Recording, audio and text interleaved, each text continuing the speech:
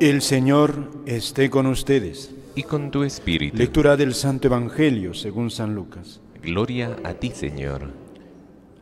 En aquel tiempo, mientras iban de camino, Jesús y sus discípulos le dijo a uno: Te seguiré a donde vayas.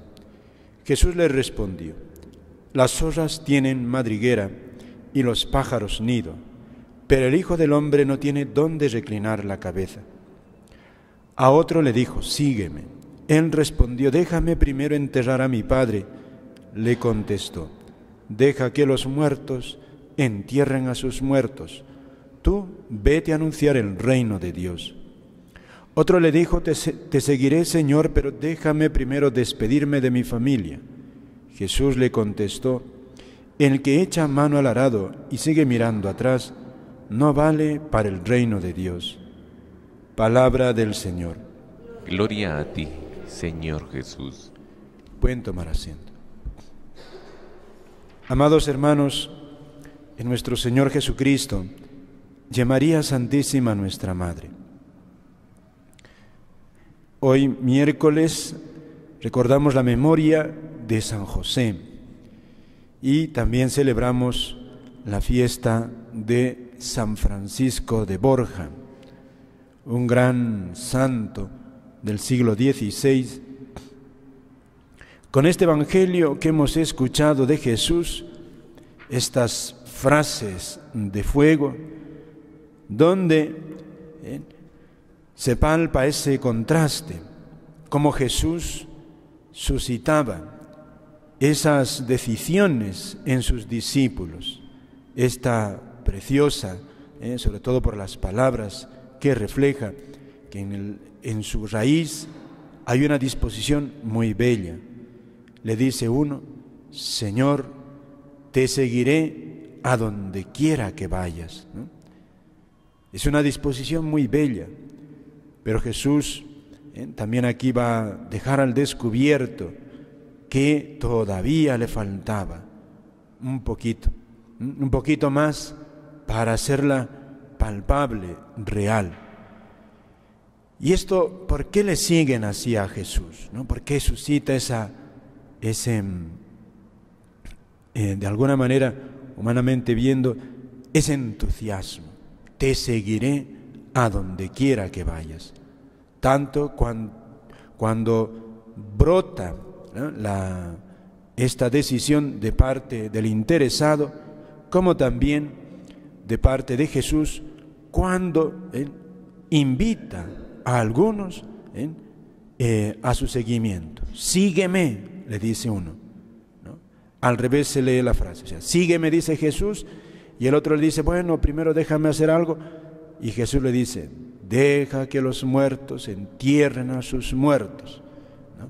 Jesús, por los dos lados, tanto si aparece primero la decisión en la persona, como si brota de Jesús la decisión. En el fondo sabemos, por teología, que esta decisión siempre brota, la primera es de Dios, pero aquí en su manifestación externa, pues aparece primero el hombre a veces, o primero es Jesús.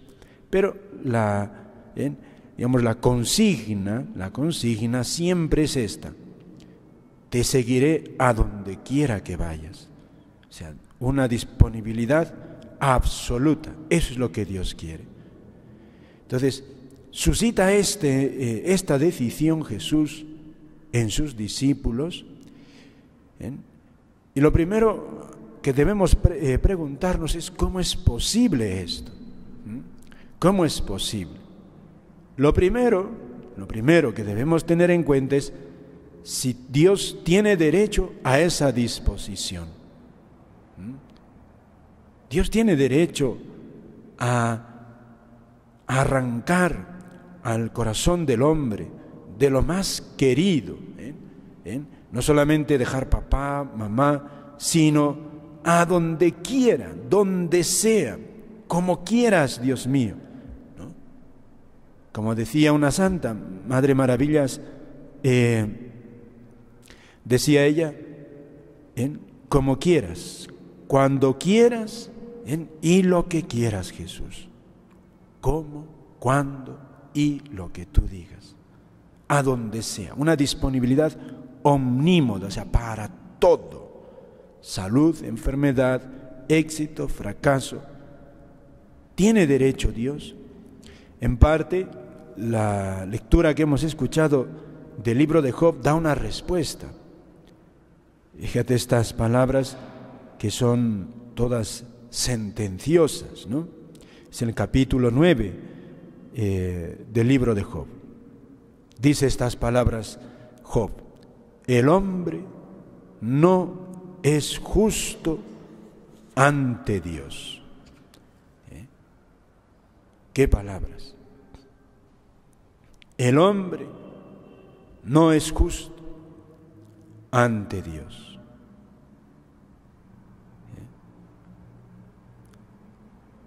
Es decir, por lo que va hablando, es Dios tan inmensa su sabiduría que podemos nosotros del todo entenderle. ¿Qué nos dice con esto?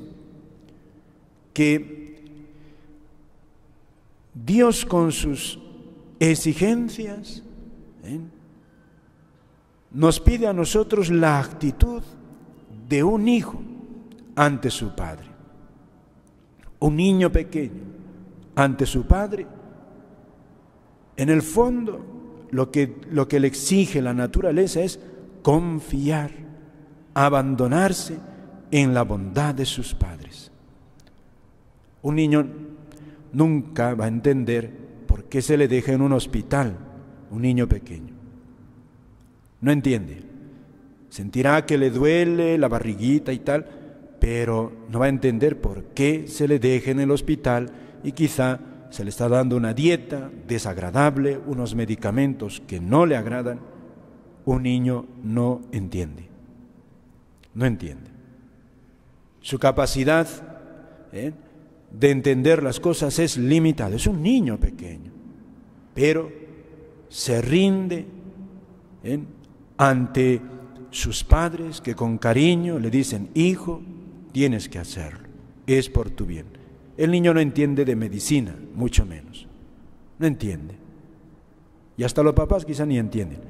Pero ahí va la cosa. Ese niño no entiende la cosa en sí, pero entiende algo que está en sus manos.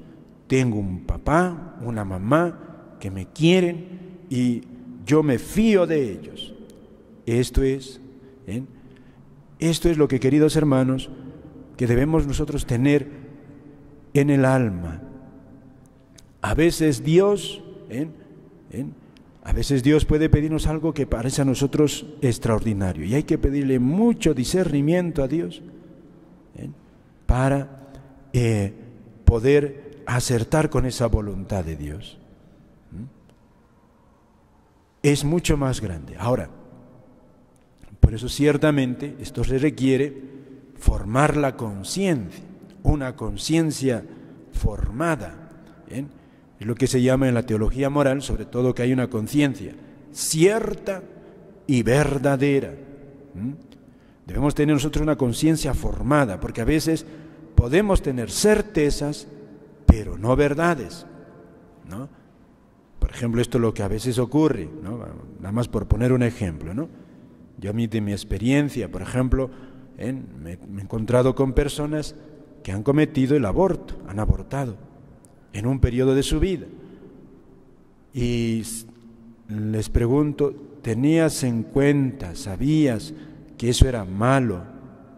No, padre. Para mí eso no era malo. Yo entendía que estaba haciendo bien. Fíjate, tenía esa persona certeza de que eso estaba bien. Pero esa certeza es muy distinta de la verdad. La verdad es otra cosa. Entonces, esta persona, con el paso del tiempo, al estudiar ese tema, cae en la cuenta de que esa obra es mala. Y entonces encuentra la verdad. Y entonces, cuando uno ya se entera de que el aborto es quitarle la vida a un niño, entonces tengo la verdad. Por eso es necesario ese trabajo de formación para saber discernir, porque si no hay conciencia cierta y verdadera, entonces podemos cometer 1000 errores. Entonces uno puede tener certezas, porque es que así yo veo, así viven los demás. Entonces, claro, esto se presta a muchísima confusión. Y es un trabajo, es un trabajo. Por eso las palabras de Jesús, cuando le despierte este entusiasmo en estos discípulos, Señor, te seguiré a donde quiera que vayas, pues es necesario conocer bien a Jesús, sus enseñanzas, la enseñanza de la iglesia, para poder dar pasos con verdadera tranquilidad de espíritu. Por otra parte, fíjate, en esta exigencia que Dios nos pide, primero nos pide un seguimiento claro y evidente, sabiendo a dónde estamos avanzando, a dónde. Aquí hay una consigna, ¿no? Dice Jesús: deja que los muertos entierren a sus muertos. Fuertes estas palabras. En la tradición de la iglesia, los muertos, ¿quiénes son los muertos? ¿Quiénes son los muertos? Los muertos para Dios son aquellos que viven al margen o contra el Evangelio. El que está muerto para Dios, vive agarrado al pecado. Fíjate, el cristiano ante todo es una persona consagrada a Dios, dedicada a alguien. Los muertos, los que solo piensan en las cosas de este mundo y no quieren a Dios, terrible, ¿verdad? Pero pasa, pueden causarte problemas al futuro o te han causado quizá problemas en el pasado. Son aquellos que combaten a Dios, o te combaten porque representas a Dios, o te causan dificultades. Entonces fíjate, dice Jesús: deja que los muertos entierren a los muertos. ¿Qué quiere decir eso? Tú dedícate a Dios, a servirle. Tú vas a ver en tu entorno muchas veces gente que no quiere vivir como Dios manda. ¿Qué está diciendo Jesús? Trátalos como a un muerto. Con un muerto no se discute. Simplemente tápate los oídos. El pasado déjalo ya a la misericordia de Dios, lo que haya pasado. Si te preocupa el futuro, déjalo, porque no ha venido todavía. Tú tienes el hoy, ahora, tu vida ahora. Hoy, el tiempo presente. Y ahí está la consigna positiva: vete a anunciar el reino de Dios. Y esto es lo positivo del Evangelio. Fíjate, el Evangelio, el mensaje de Jesucristo, ante todo no es pelea con nadie, no es querer imponer a nadie nada. No.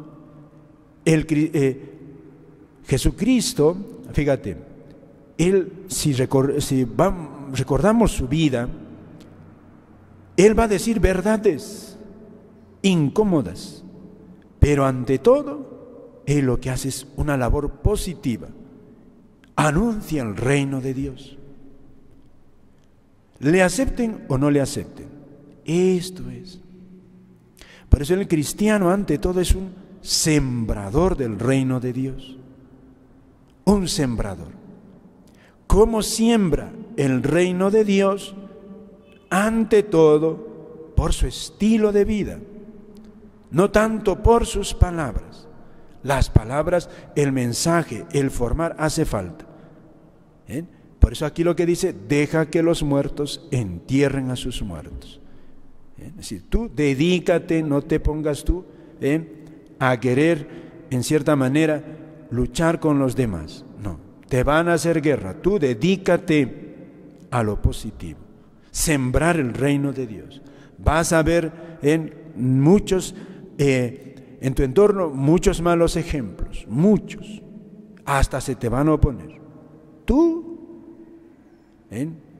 sin despreciar a nadie, pero tenlos como muertos, como muertos. Tú trabaja en sentido positivo. Y esto, queridos hermanos, no solamente nuestro Señor, eso es San José. Él se dedicó a hacer la voluntad de Dios. Ni una palabra en el Evangelio. Es lo que él es, obedece a Dios, no hace nada más. San Francisco de Borja, un hombre que ante todo, lo mismo, hace la voluntad de Dios. Él de joven descubre que la voluntad de Dios era que debía casarse, ser virrey de Cataluña, y acepta ese plan. Aceptó la muerte de su esposa, falleció su esposa, y él entiende que su vida tiene que dar un cambio profundo. Y se consagra, ya viudo, pide ser ordenado sacerdote, y sacerdote pobrísimo. Voluntad de Dios. Él no se dedicó sino esto, voluntad de Dios. Eso es lo que el cristiano busca. Ante todo, adherirse a la voluntad de Dios, ¿no? Adherirse. Y esto es la transformación cultural, queridos hermanos. Incluso los monjes, sobre todo los monjes benedictinos, cuando las hordas bárbaras invaden la cristiandad, lo que está empezando a ser la cristiandad, cuando Europa es invadida por los bárbaros, todos pensaban que iba a colapsar toda la cultura cristiana. ¿Qué hicieron los monjes? Se pusieron a luchar contra los bárbaros que venían arrasando ciudades y quemando todo. Los monjes benedictinos no se dedicaron a luchar ni a coger armas. ¿Qué hicieron? Construyeron los famosos monasterios. Se dedican ellos a Dios, a adorar a Dios, a servirle y a animar a los que les rodeaban a hacer lo mismo. Y entonces también al tiempo van creando focos de cultura, de fe, incluso focos de civilización. En muchos países de Europa, las ciudades que ahora existen fueron edificándose en torno a los grandes monasterios benedictinos. Porque así es. Ellos y los monjes, con ese trabajo de sembrar el bien, sembrar el Evangelio, no solamente preservaron la cultura cristiana, sino que la transmitieron y además la acrecentaron, incluso la civilización. Fíjate, por eso estas palabras de Jesús son tremendamente maravillosas, que pueden suscitar en el corazón del hombre gran paz. Tú, querido hermano, tú personalmente, dedícate con los medios que puedas a instaurar el reino de Dios. Y ojalá que también lo puedas hacer unido a un grupo. Pero a esto, que va a haber muertos que te hagan la guerra, deja que los muertos entierren a sus muertos. Es eso. No a estar con peleas realmente inútiles. A veces sí, habrá que verse en problemas, pero sobre todo es lo positivo. Vete a anunciar el reino de Dios, que son esos los que salvan incluso la humanidad. Que la Virgen, nuestra Madre, queridos hermanos, estamos en la novena, la Virgen del Rosario, Nuestra Señora del Encuentro, que ella nos ayude a ser sembradores del reino de Dios, ante el desorden que podamos ver, ante los males. Esto es lo que toca a nosotros, sembrar, construir, instaurar el reino de Dios en la vida de nuestros contemporáneos. Amén.